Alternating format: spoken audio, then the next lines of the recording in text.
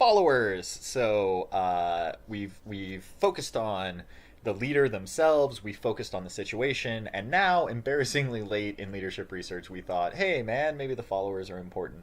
And situational leadership theory, which I realize that name is confusing because it focuses on followers, not the situation. But situational leadership theory addresses followers. It brings it in. It brings that piece into the puzzle.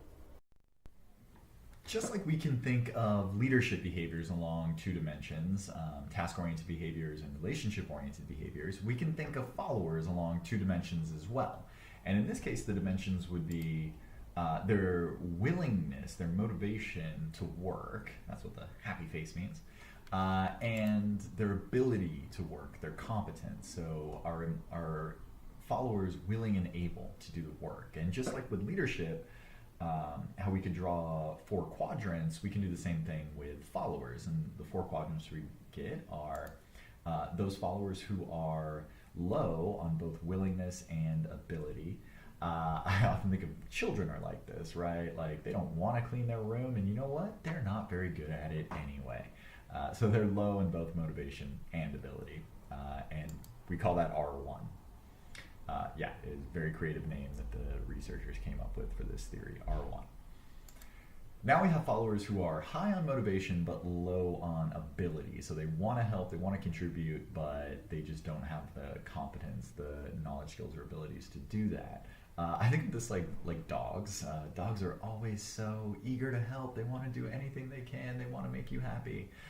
And yet sometimes dogs can be very, very stupid and not actually help the situation and or make it worse. And we call this R2. That stands for readiness 1 and readiness 2. That's what the R stands for. How ready are employees to work? Next, we have employees that are high on ability, or followers, excuse me, that are high on ability and low on motivation. This is like a donkey, right? They're very strong animals, but they're also very stubborn animals. So they know how to do the work, they're capable of doing the work, but they don't want to. They're low on motivation. We call this R3. And then lastly, we have those employees who are both incredibly motivated to do a good job and competent enough to do it. And we call those R4. So you may have noticed, hey, we have 4 different types of followers, and we have 4 different leadership styles. What a coincidence. And yeah, so the basis of situational leadership theory is that you should adapt your leadership style based on the characteristics of your followers.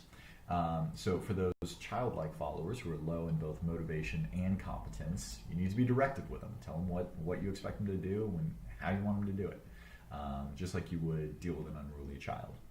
For those followers that are highly motivated but lack competence, then you use participative leadership. And the idea is that you bring them in, you talk about how to do the work, you clarify their tasks for them so they're motivated, and you show them how to do the work. You work with them to get the work done.